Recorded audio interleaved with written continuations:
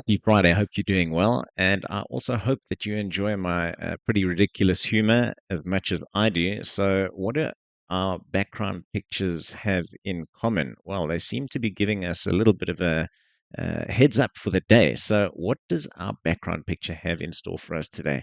I've got no idea. I've got no idea what these things are. Are they donkeys? Are they asses? Does it mean the markets are horsing about? Does it mean don't be an ass? I don't know. Let's jump in and let's have a look at the charts. So, what happened yesterday? Very interesting that we had a pop up in the Dixie after the pretty bearish newsprints that came out. We also had a pop up in the SPX. Pretty unusual for that to happen where both pop. We had some bullish tech stock news yesterday, and I think that is why the SPX popped up. We do have some resistance zones coming up. We actually are, as you can see, hitting some resistance here. The 786 is usually a pretty decently respected level in the SPX. We also have this order block and some resistance zones coming up here. So if you do trade this, I would expect that off the back of this bullish tech stock news that there will be some profit taking in and around this zone, and we can expect this yearly high to remain the high for us to just continue ranging throughout the rest of this year. Why do I say the rest of this year? Well, essentially, we should be start seeing some easing in the Fed's policy in terms of their quantitative tightening cycle that we're currently in. And next year, as far as I can tell, should be a great year for risk on assets where we will see some liquidity coming into the markets. For now, however, as we have been tracking, we have eventually hit our top of the range target for the Dixie. And what we should now start having a look at is to see whether or not we are going to have the small pullback to uh, fill out this FVG, fair value gap imbalance, and then continue our bullish market structure. We have rejected off the range high. Are we going to now come back and retest it as an SR level and continue up? Well, we don't know. This is the yearly high on the Dixie, and that is our next zone to target if we continue on this bullish stance. We do have this weekly order block that has shown to be a resistance area. So let's continue tracking this to have a look to see where our crypto markets are going to go. On that note, let us dive into our high time frame analysis and see what happened yesterday. Essentially, like I said, we could have a look to see what happens in and around this A VWAP, this anchored VWAP zone, and it was a picture perfect pullback off of the A VWAP area. Now, let's have a look at this volume profile. As you can see, yesterday had more. That's this candle over here, this volume candle down at the bottom. Yesterday had more, about a 30% more volume than the prior day. And what do we actually see? We have a similar overall candle length. And what we did see was quite a big pullback with this huge wick, even though we had a 30% increase in the volume. That's not a particularly bullish stance. So yesterday, like I did say, we were leaning more towards the bull side. As far as I can tell, the bulls have a slightly weakened stance today. Let's see if they can push up into our 27.2 zone and perhaps further, or if we are going to start pulling back. On a lower time frame, we will have a look. In fact, I'm not going to go there quite yet. Let's just first see what happened in our CVD, aggregated CVD. As you can see, on the perp side, we have had these great step ups, consolidation, step up, consolidation, step up, consolidation. So that looks pretty bullish.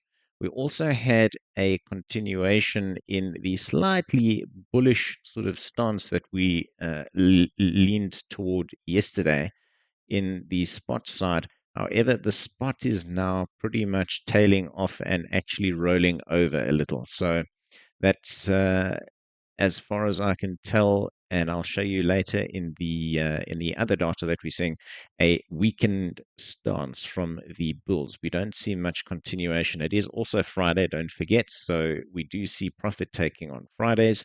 Let's now just move further on, and I want to show you on a okay. I'm going to delay this once again and show you this. This chart is actually another high time frame chart that I use on my uh, spot bags. So what I do here is I have a look at all sorts of data, and I want to draw your attention only to a few things. It is quite a busy chart, but let me just break it down for you. So what I'm looking at here is momentum. And if you have a look at this area over here, this histogram area is actually what I wanted to show you. So essentially, what happens is we have these cycles. This is based on momentum, and this is also based on the fear and greed index. So this is quite a powerful tool to use, and you can see that we have these cycles. Uh, it it it uh, it oscillates through these cycles. Now, what you can see is on this histogram where we do have these increases, we do have a peak, and essentially, as you can see, these cycles. Now, what you do also see is some of the cycles have these little flat areas.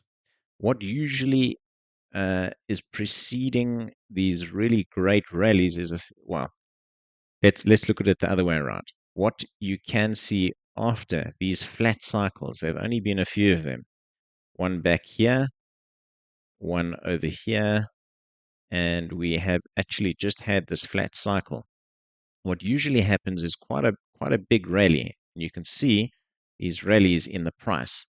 So that requires that we have a stance. Let me just bring this over here so that you can see what happened after this flat zone. After this flat zone over here, we have this beautiful peak and quite a big rally. So what is required for that to happen again? We've just had one of these little flat zones. What is required for that? Well, we do need a continued bullish stance. We need to see that momentum. As far as I can tell, we actually have a rolling over. You can see the posture and the momentum here is not exactly what we require for this really explosive kind of price action. It is early days and it is Friday. We do have the triple and quadruple witching event today. Don't forget that is later on. Let's see what all of the news combined this week is going to spell for us. I think essentially the market needs to absorb all of this data and have a look. So let's just continue tracking the momentum of this market. Is there anything on this chart that I wanted to show you? No, I'm going to be breaking down this chart a lot during our time together and show you all of these different indicators and how I use them to judge where I should be deploying capital in my spot bags and where I should be taking profits. The reason why I wanted to show you this is just to start building a picture of essentially our momentum, what the posturing of the market looks like, and how we can filter that down from our longer term uh, trades and our spot holdings down into swings, down into day trades, and even our scalping. Right.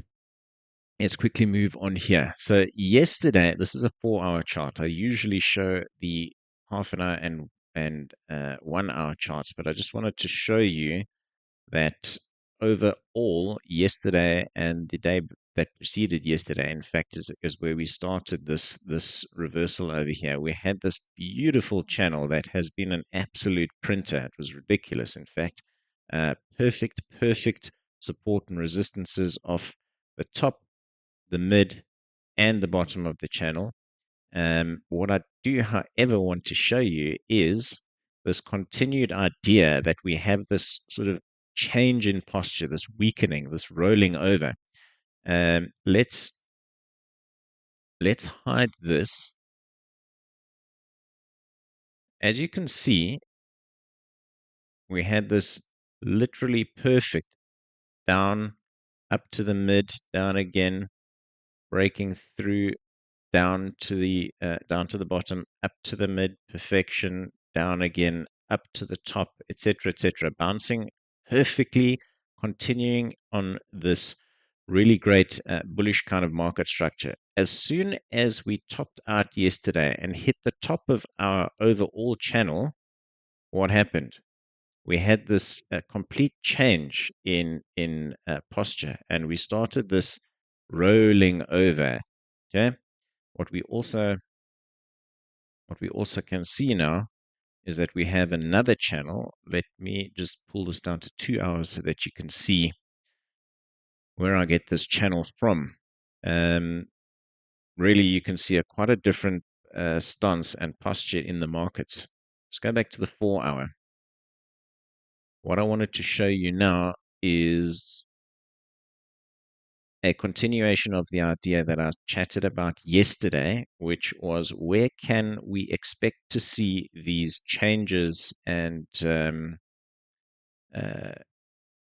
me just quickly pop this on. Where can we expect to see reversals? I spent a lot of time trying to figure out where reversal zones are, where to go with the trend, which was yesterday and half of the day before that. This beautiful uptrend here, just go with the flow. We now see on the TD indicators on the 4 hour charts this incredible, this is a TD setup. Okay, what does that mean? It means that you need to start looking for these essentially this is the bearish setup. They are green, but that means that we have got the essentially the top of a run. So we need to start looking for our shorts. Let's look at a previous history of the 4 hour TD indicators and setup. Um, let's pull this. Okay, we've got two examples. I want to show you essentially on a short tool. Right, let's pull this over here. These lines here are your risk lines, if you know your TD theory. So that's why I'm putting my stop over here.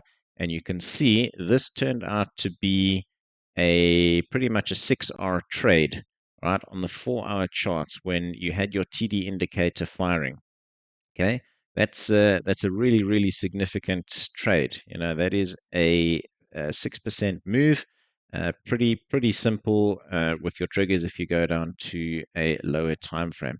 Let's have another example here of where your TD indicators fired. Okay, so you'd probably have your entry somewhere around this zone over here. Okay, and we had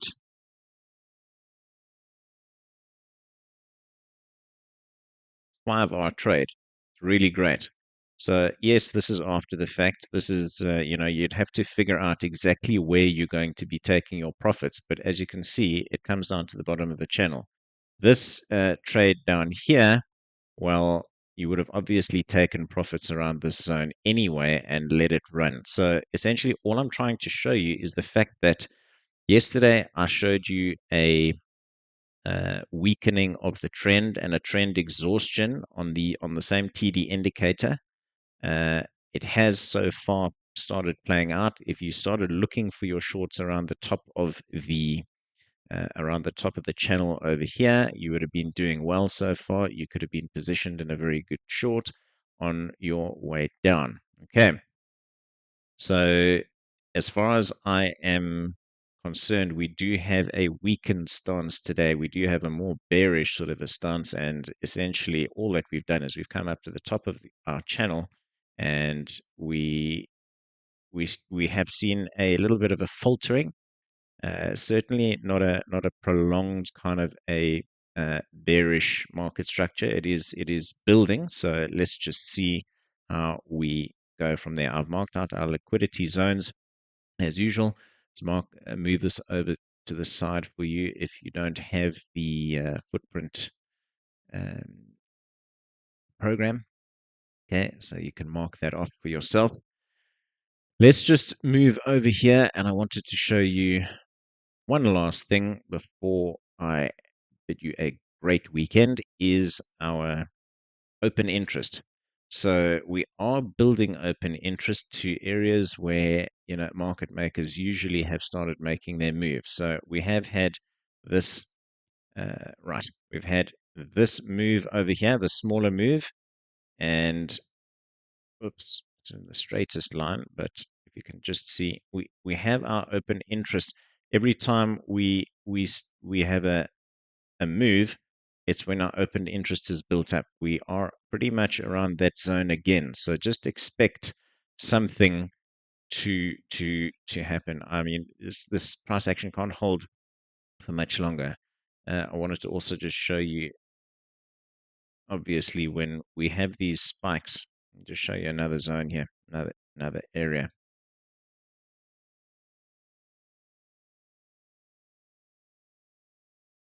What market makers require, as I've showed you, is the increase in open interest. Every time that there's an increase to an area or to a zone where they have filled their bags, they slam price up and down. So essentially, just have a look for that. This isn't the cleanest picture, but I do want to just draw your attention to the fact that we have got this open interest increasing. What I did see earlier today was rather interesting. We had this huge increase here in longs of about 8 million, and price literally flatlined. There was absolutely no movement there. That's a further indicator that we have got this bearish stance in the market. With that, I will bid you adieu. Have a fantastic weekend. It happens to be my new year coming up over this weekend, so I might be a little bit quiet, and I hope to see you next week in the charts. Have a fantastic weekend.